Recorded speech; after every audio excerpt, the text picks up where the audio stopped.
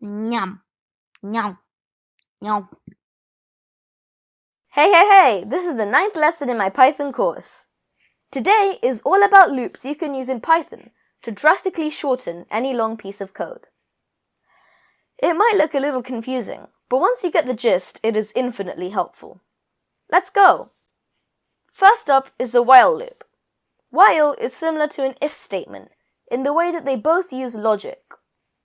If statements get run, and if their condition is true, they run their code once. Note, heavy emphasis on once. While loops do something different.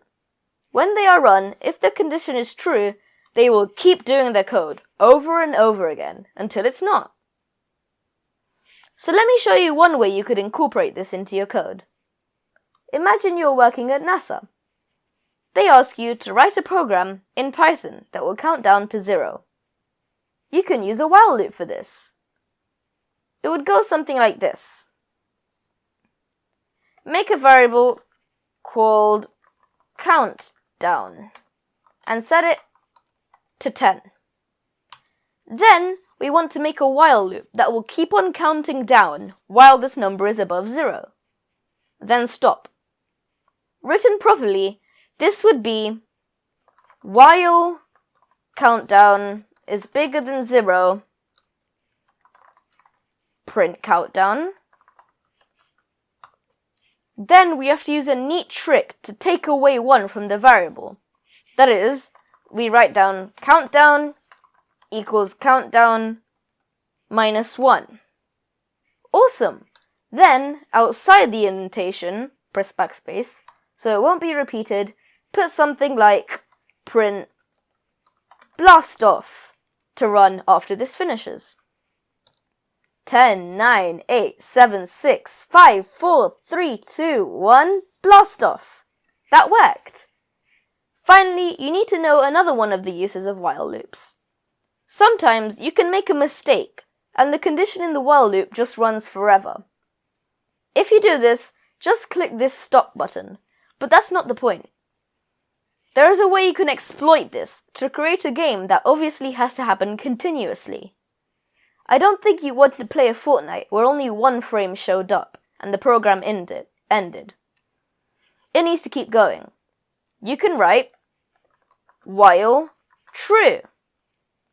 This doesn't make sense, but technically it's correct syntax. Let's say you had a condition. If cuteness is bigger than 70. Say this is true.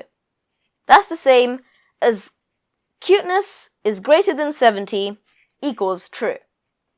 And equals means that they're the same in the end, right? So if you didn't really need a condition there and just needed something that was always true, you can just put while true. Makes sense now, right? Alternatively, you can make something like a variable called game over and have the while loop run as long as it's not game over. While not game over. Then you can make game over false whenever you want to stop the loop.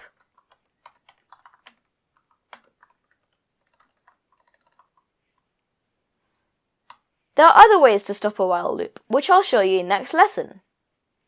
Next is the for loop. For loops are mostly used to iterate through lists. Iterating basically means to go through everything in a list and do something for it. So, say you had a list of colors you wanted to print out. Make a list called colors. Colors equals red, black, purple, and green. Type for item in colors, print item. Like that. Notice the syntax. First of all, I said item. This can actually be whatever you want to call it, as long as it's the same both times. Then you put in and the name of your list. This program will go through every color in your list putting the color name temporarily in the variable blarg, then print it out, then do the next color, then the next, then the next. See? There's also a way to exploit it, as with the while statement. You do not necessarily need to do something with stuff in the list. You can use it to repeat a certain action a number of times, depending on how long the list is. Just like that repeat block in Scratch. Look. For item in colors, you can just say print hello. Hello, hello, hello, hello.